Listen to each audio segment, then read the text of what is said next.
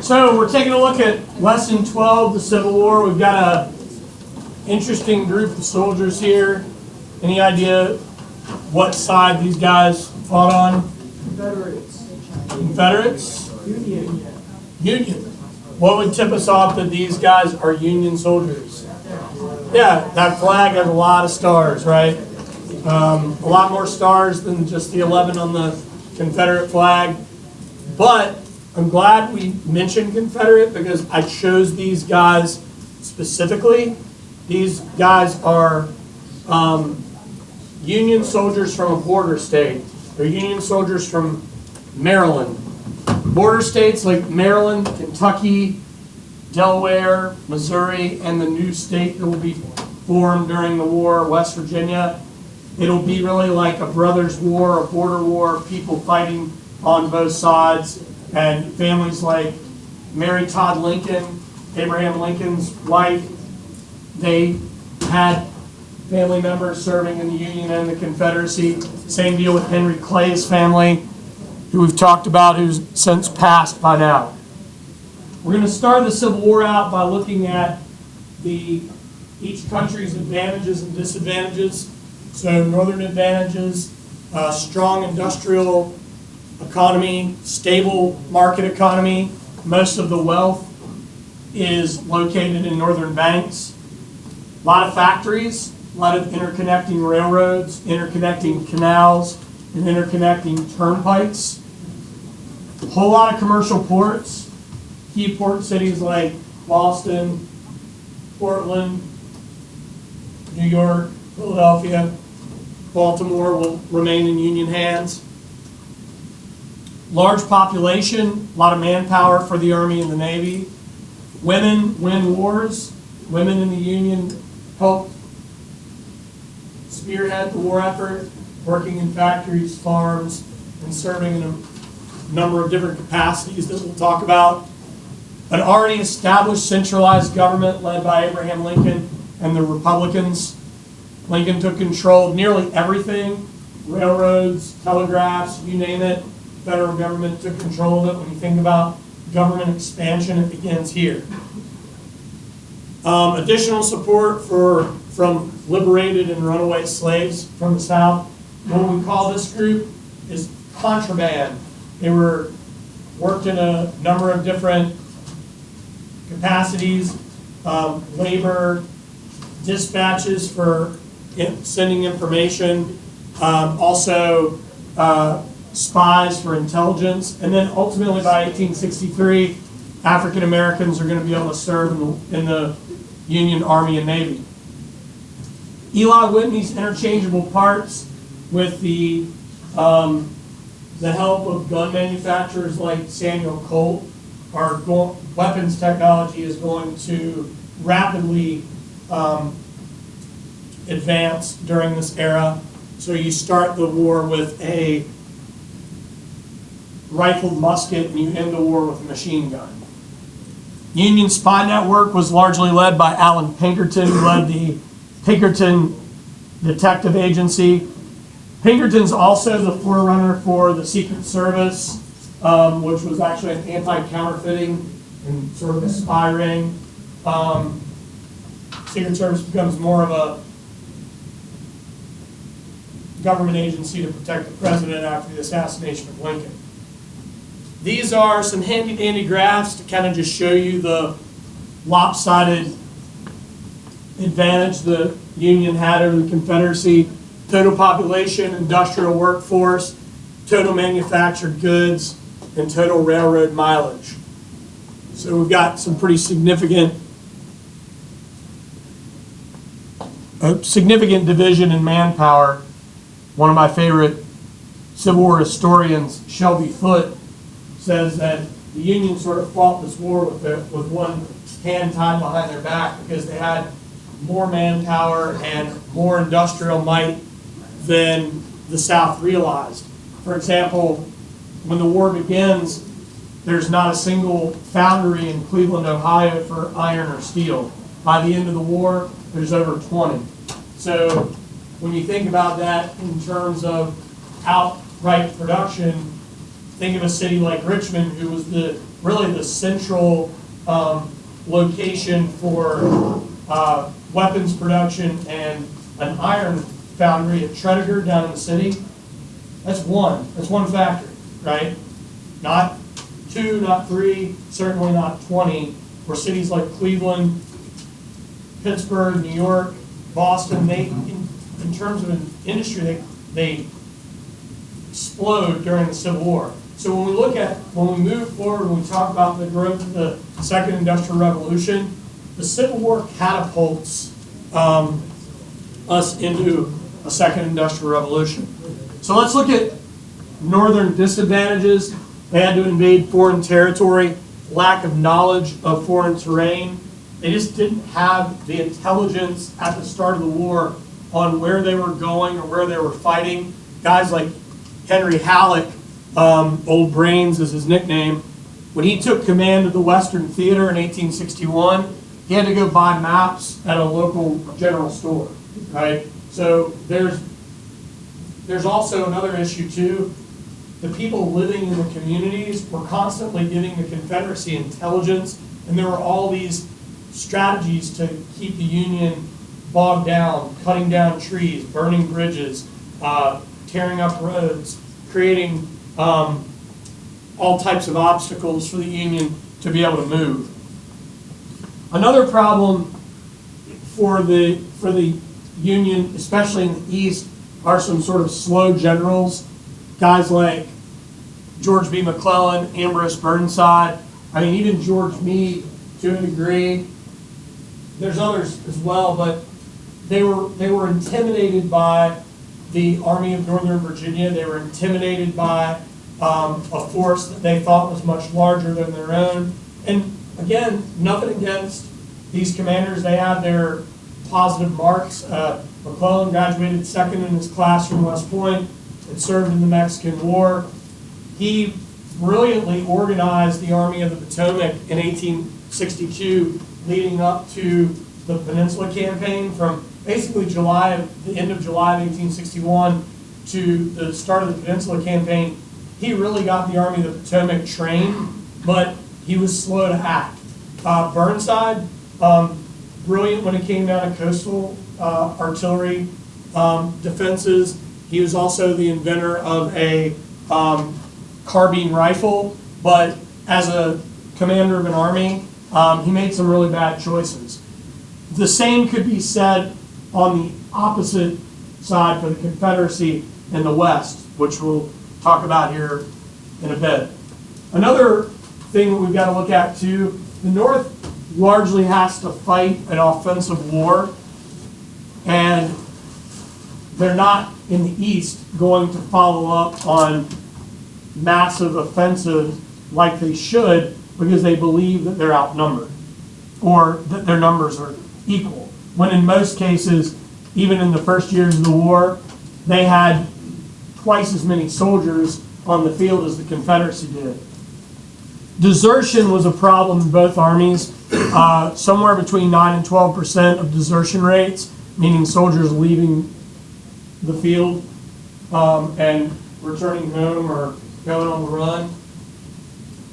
So here we have a little map, George B. McClellan on the left. He gained the command of the Army of the Potomac from Irvin McDowell on July 25th, 1861.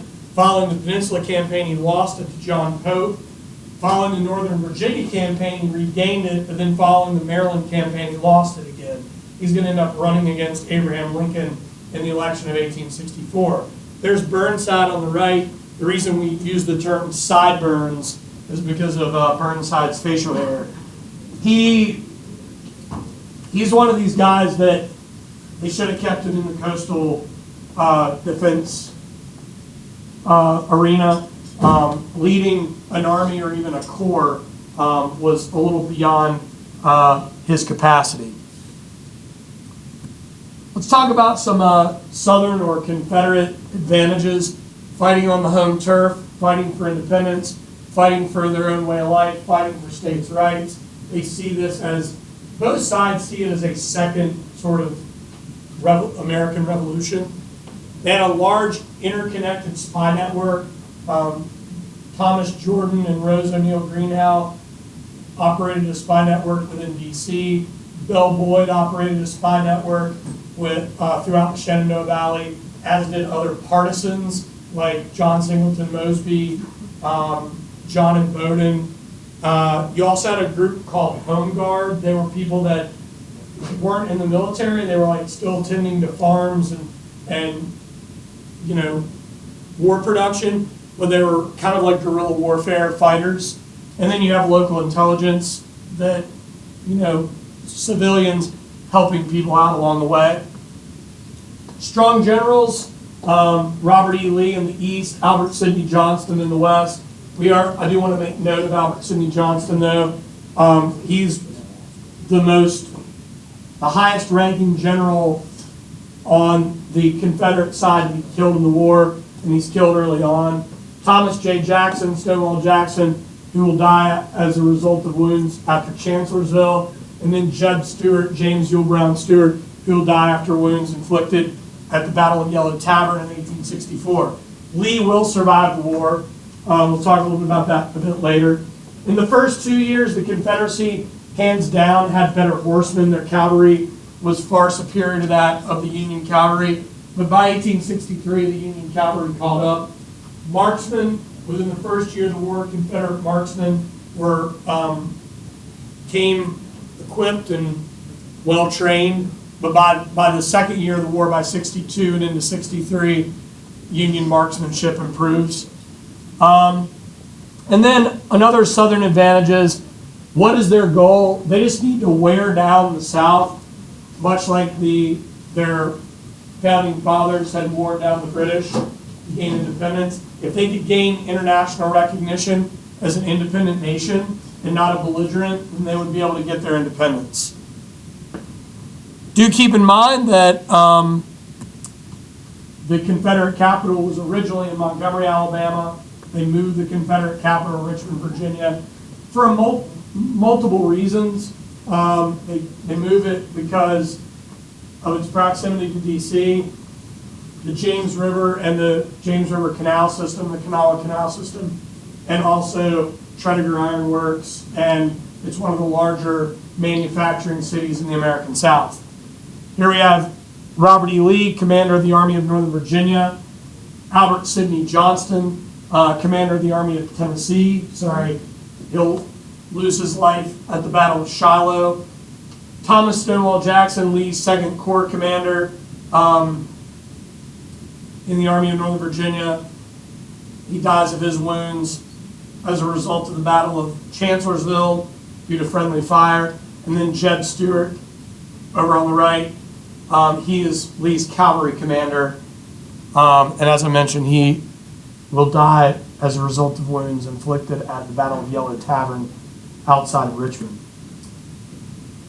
So let's look at the Confederate disadvantages. Obviously, there's quite a few. Smaller population, smaller army, smaller navy, really no navy to speak of.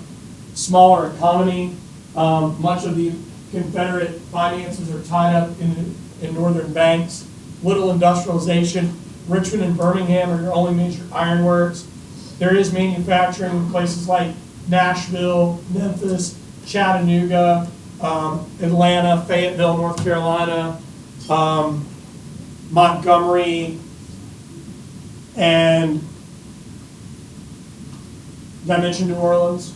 Those are just a handful, but not manufacturing on a large scale.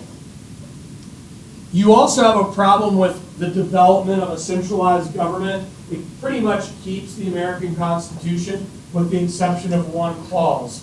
What do you all guess that clause would be? To protect what?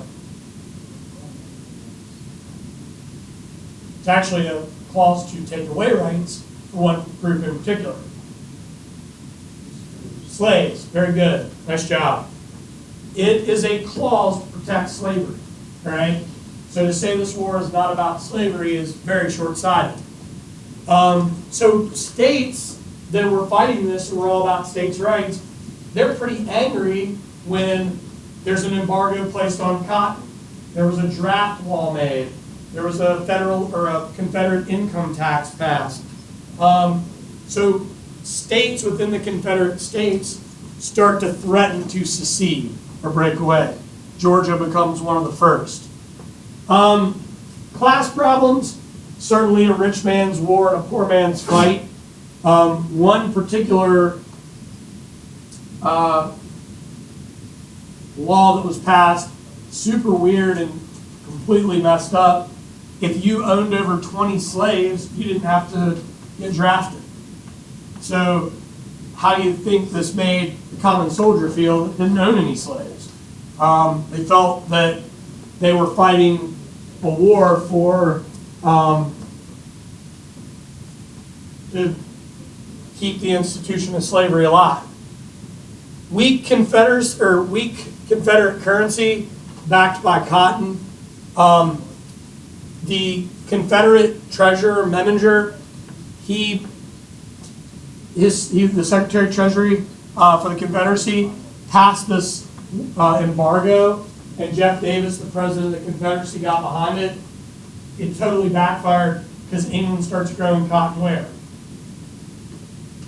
What colonies?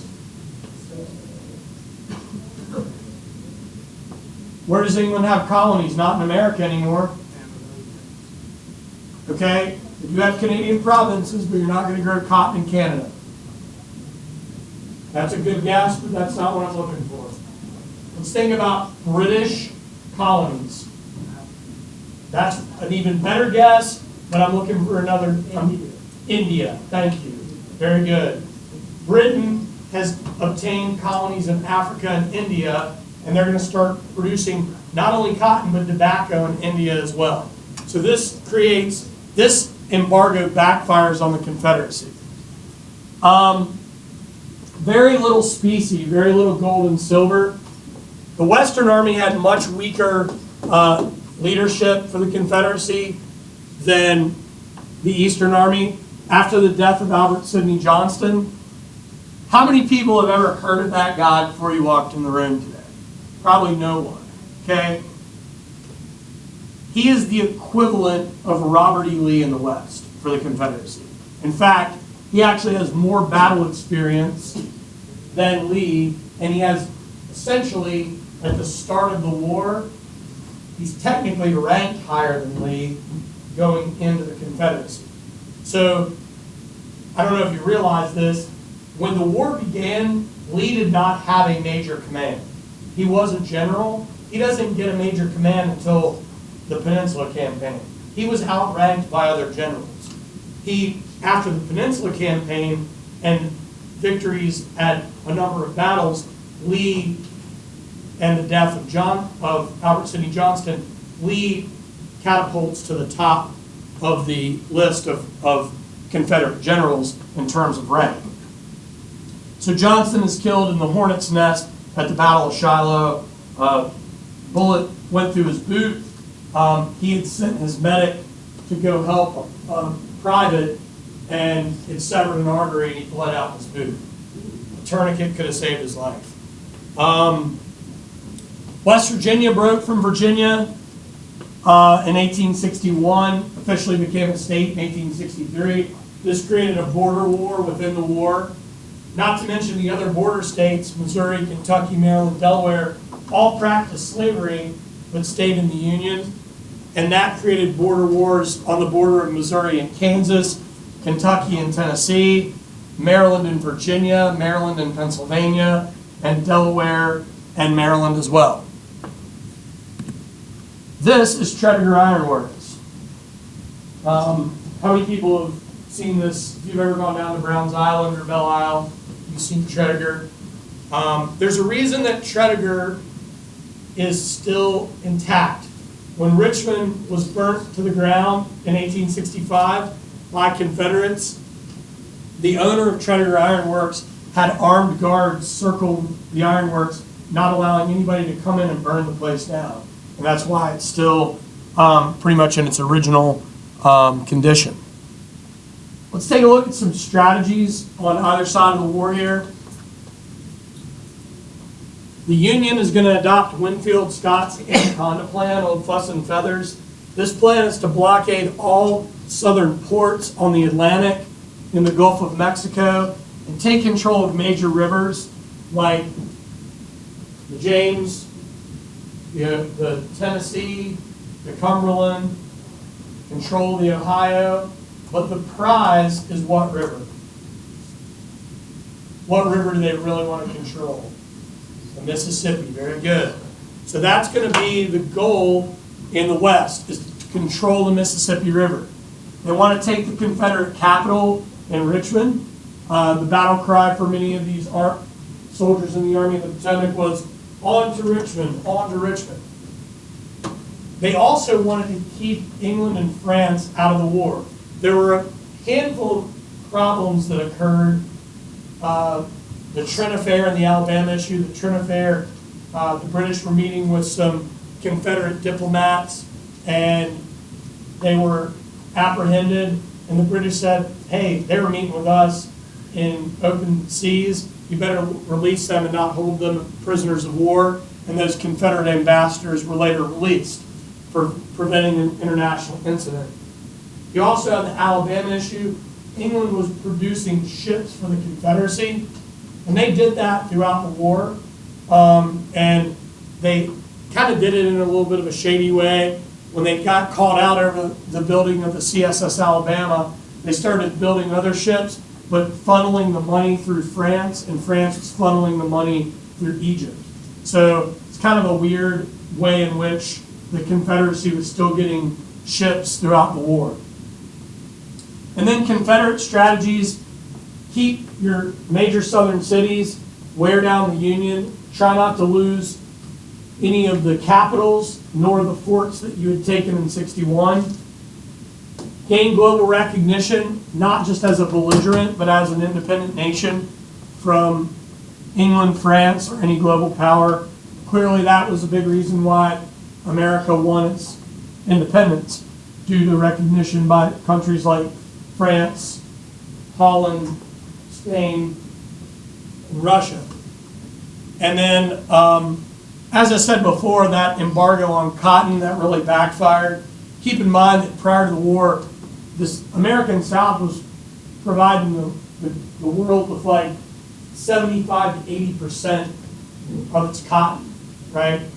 That's significant. And then all that dries up. Not to mention the Anaconda Plan, creating a blockade that prevents people from getting cotton out and getting supplies in. Early in the war, running blockades were not a problem. By the end of the war, you couldn't barely get needle and thread in the American South. The blockade was so tight. And then one other thing they want to try to tap into is guerrilla warfare on the borders, disrupting forces in the West, and to try to force political intervention in the country. So here we have the Anaconda Plan. This is a map of Winfield Scott's Anaconda Plan. All right, so the war begins. Obviously, South Carolina secedes on December 20th, 1860. The following states joined South Carolina by March of 1861. Georgia, Florida, Alabama, Mississippi, Louisiana, and Texas. Confederate Constitution is written. Montgomery becomes the capital, and the South quickly takes forts, with the exception of some coastal forts like Fort Sumter in Charleston Harbor, Fort Pinckney in Florida. And by April, Confederacy wants these forts surrendered. Robert Anderson, Union major, controlled Fort Sumter. His student from West Point and assistant artillery instructor at West Point, P.G.T. Beauregard, demanded that he surrender the fort. He refused. On the early morning of April 12, 1861, about 4:30 in the morning, the the Confederacy fires shots into Fort Sumter. By the end of the evening, the fort will be surrendered and the war begins. Within days, Lincoln's going to call for volunteer soldiers.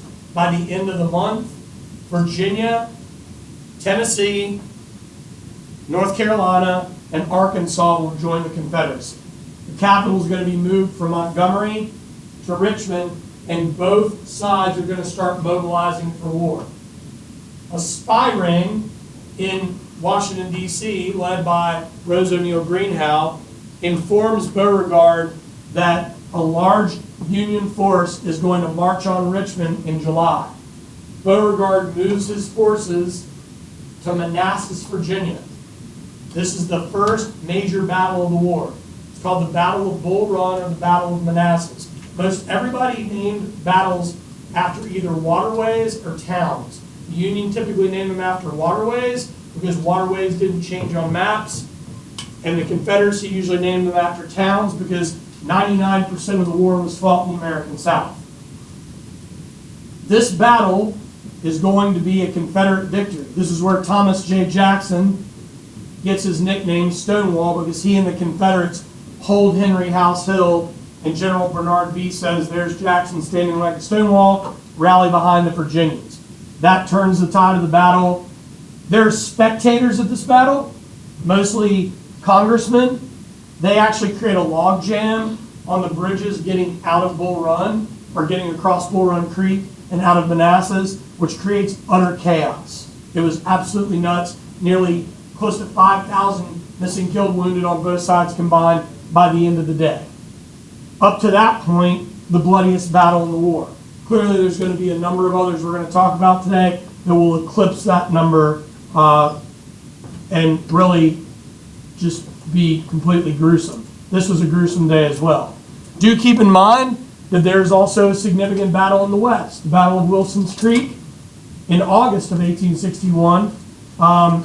So the war has begun on both the Eastern Theater and the Western Theater by the end of 61. So, hang tight.